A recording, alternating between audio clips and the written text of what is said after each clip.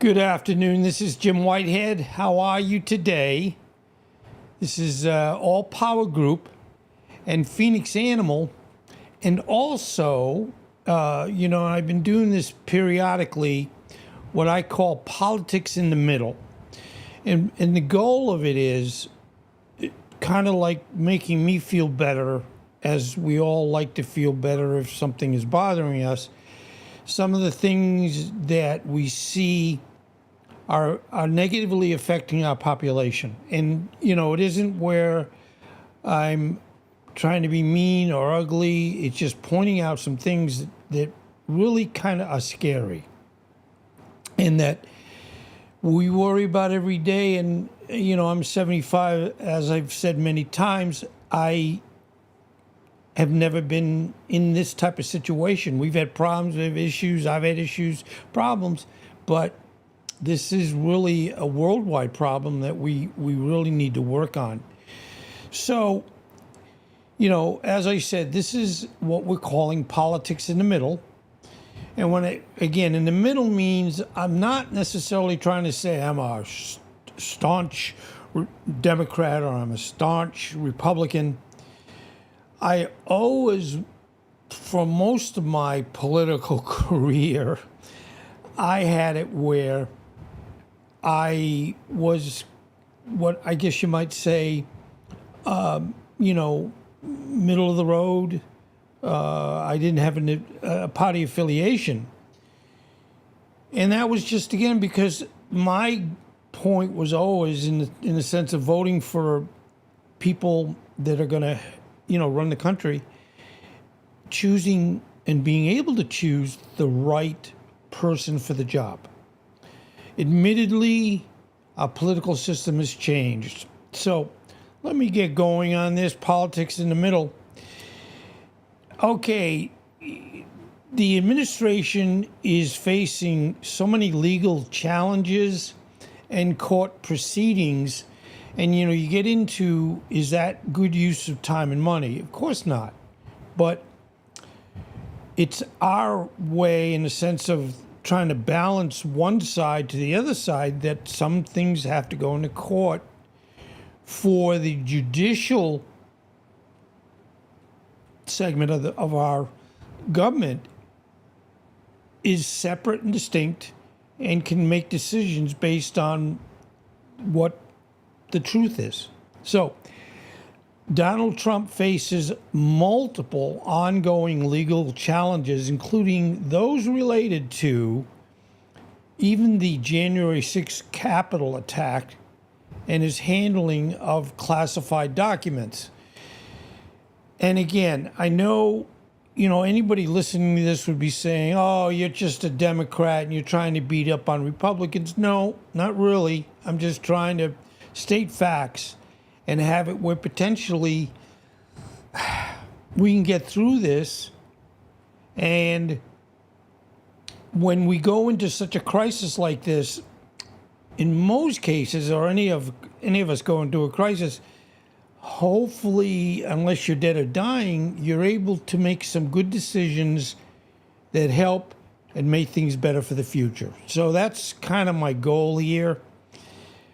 The proceedings that I just mentioned and the public discourse surrounding them have generated very much negative media. Now, people have to say what it is and, tell it like it is, I guess you might say, is a probably good way of saying it. The various indictments and court appearances have dominated news cycles and created a large amount of negative press. Well, we know that. Okay, now, the next thing is, and this goes back a little bit, but the recognition that you have to know the truth. And this, again, isn't Democrat, isn't Republican, but we're still dealing with election-related rhetoric. Continued claims regarding the 2020 election have remained a point of contention. those claims and the actions that have followed them have been viewed negatively by a large portion of the population. So, you know, there was such debate with the 2020 election that it was stolen. Now, and again, you have to go on the information that is in, I guess you might say, the public domain, where with any election we have, going back to turn of the century and before, that, you know, still trying to say the 2020 election was not right. And as I said, there's always problems with elections, but there wasn't, and it has been proven, and again, it isn't by either the right or the left, where there was enough fraud that would have changed the outcome of the 2020 election. So it's really time for us to put that behind us. I think that would make sense. Of course, the 2024 election hasn't been debated because the person that debates the 2020 thinks he won. Now, what I just said there, I'm concerned, and I've said this in some of my politics in the middle, that there was so much money thrown into this election by Elon Musk that it could have changed the outcome of the election. Now, the only point I'm making of that is that, and not too many people have even gotten into this, is just to verify, to make sure, as we did with 2020, make sure that the 2024 was the way it should be. And there weren't an abnormal amount of votes thrown out and so on and so forth. So I think the fair point is that we would go into the 2024 the same way that we had to prove over and over and over again that the 2020 election was the way it should be. You know, and you know, in reality, we all don't sit here and go, oh, we don't care who wins. We all do. But we also want to make sure that it's fair. That's it. And that's all I've ever said in life, is for things in general, or everything, to be just fair. So sometimes that's not the case. All right, now what is really creepy here, the economic policy critiques. There are ongoing debates about the effect that has proposed economic policies that would negatively affect our country big time. Concerns have been raised about the potential impacts of trade policies and their possible effects on inflation. And you know, the scary part, I know I put a pretty, how would you say, strong image, but prices are going up so quickly. And, you know, when it's stated, oh, no, gas has come down and this has come down and that's come down and eggs have come down, you have to look at it very closely and make your own decision, not listening to either A or B or C, but, you know, see what really is happening. Every time my wife, 24, goes to the store, and she goes about once a week, let's say. She does a great job. But she comes home and says, oh my God, you're not going to believe this went up $5. That went up $5. And this is every week. And this doesn't even necessarily have anything to do with the tariffs at this point in time, because, you know, food generally is produced here, and we don't buy a lot of food per se from, let's say, China or anywhere else. So, I think what's happening is people are taking advantage of feeling like, prices are going to go up. So we put prices up. So people, no, I don't mean that they want to make it so we feel good that they were right. No, but they have an opportunity to slip in, some additional pricing on all the goods that we have every day. And it bothers me because, a lot of people can't afford this food, or at least afford the amount of food that they were getting before, because it's a lot more expensive. So it's going to negatively affect the population. I mean, even my wife says, well, we got to cut down this, we can't eat that, we got to, and I get it. But it's going to negatively affect everybody, some more than others. They're trying to get rid of,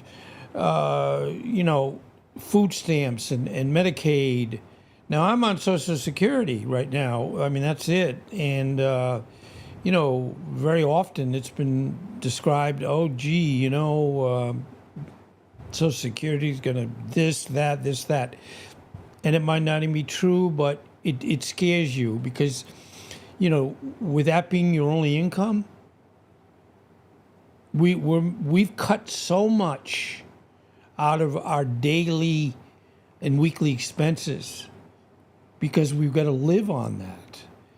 And yes, I do YouTube and other things, but to have it where you say, oh yeah, I'm making plenty of money. Well, no, I'm not. I'm being honest. So I live within of what I'm doing and saying here.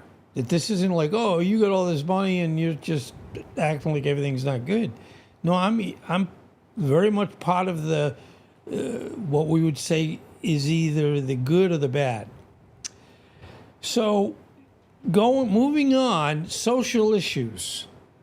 His Trump's stance on various social issues, including abortion and LGBTQ plus rights, have drawn strong criticism from advocacy groups.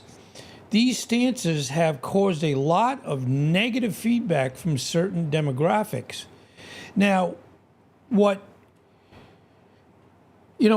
get into a lot of debates, and you see where one party acts like they're the stop any type of abortion, women's rights, transgender issues, and I personally don't believe either the Democrats or Republicans are really getting into this, other than they're saying they getting into it. So, there's a lot of things that, and I often say, with any of the gender issues and so on and so forth, it isn't where this has to be so negative and where one party says we want to take care of women and women's rights, and the other party saying and doing things to try to take their rights away. I mean, this is, this isn't like 1900. I mean, we should recognize what we need to do to help and do the best for the population. All through my life, I never had to do anything where, and I'm being honest, straightforward, where I, get a girl pregnant or anything like that. Did I ever think I might have? Yeah, got to be honest there too. So I don't feel that abortions are, oh, they're cool, they're great, wonderful idea. No, they're not. But in some cases, and I was in healthcare for 30 years, and I was around children's services and a facility called Broward Children's Center. And I would see so many sad issues, especially with the Broward Children's Center, because what the children that were there were children that were physically beyond reasonable, I don't want to say reasonable, beyond what you might even think, worse shape. And Broward Children's Center took care of these folks, children, and admittedly, and I would help them with the respiratory equipment because I'm a respiratory therapist and I was also in home care with equipment and so on, medical equipment. And, they would have to have different things to take care of these youngsters that were physically and mentally abused. So some would say, well, we should never have, every life is the way it should be. I don't disagree, but there are some very sad situations that a parent or parents are not capable of taking care of a child for a whole bunch of different reasons. And, unfortunately, in some cases, they would take out their anger on the child. And that's just sad and sad and sad.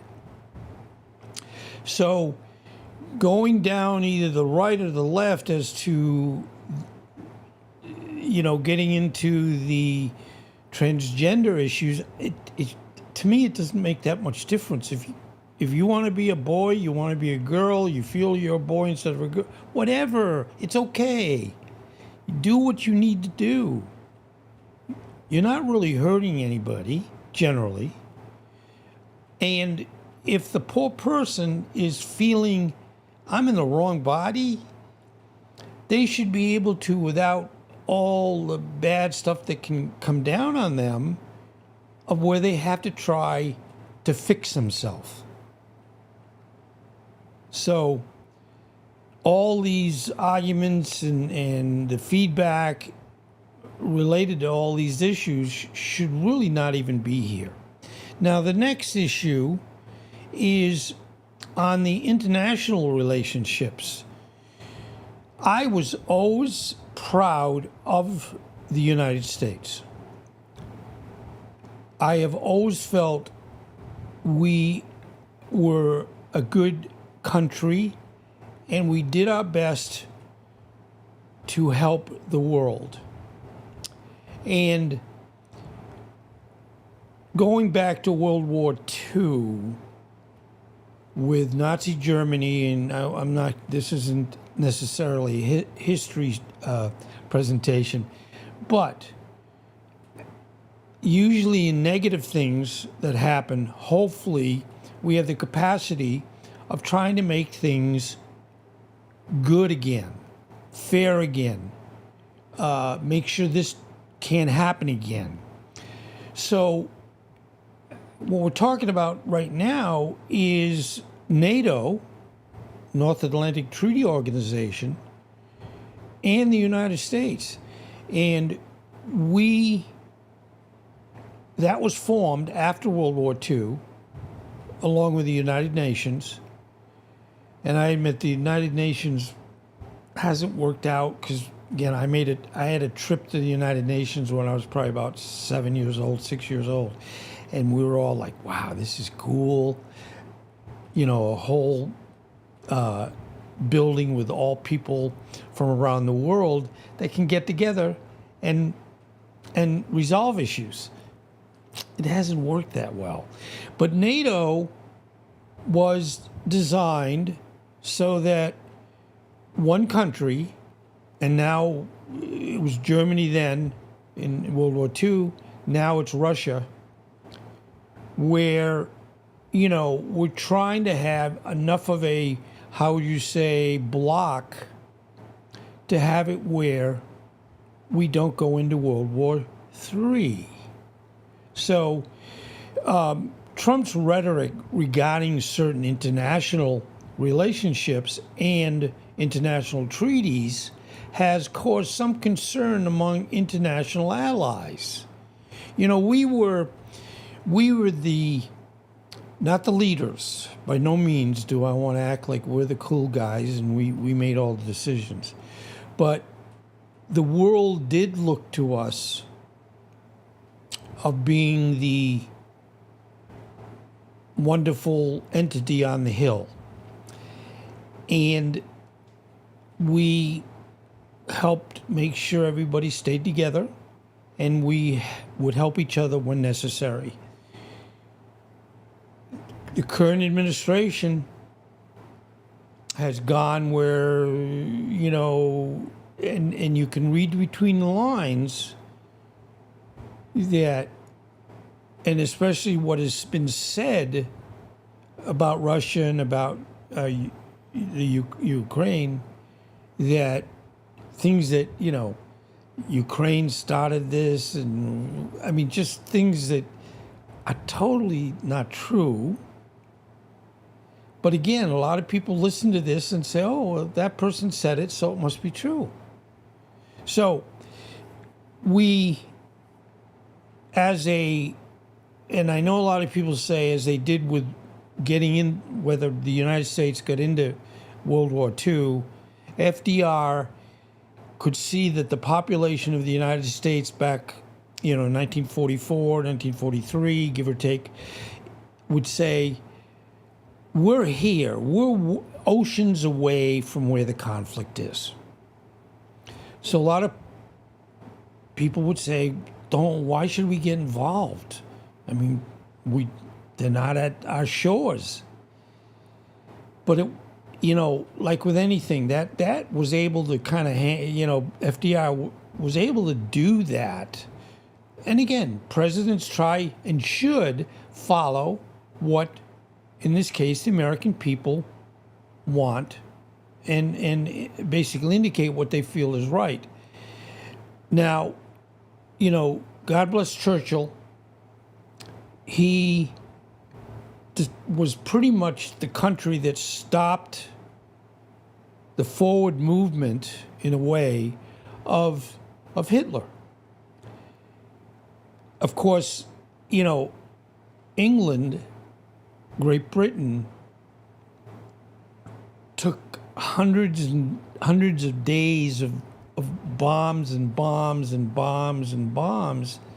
But Churchill just said, we're not gonna give in. We're not gonna quit. And yes, he was trying very much to get the U.S. involved. But again, FDR was like, the American population don't want to do anything. Now, what FDR did is they did what they call the Lend-Lease program. And they would send equipment. It's kind of like lend it to Great Britain or lease it to Great Britain. But it was kind of a way of getting around of not participating and helping the cause. And that worked for a little bit, and it helped. Because, you know, when you have production and you're getting bombed and some of your production facilities get destroyed, it's very hard to keep up building planes and, bombs and what have you.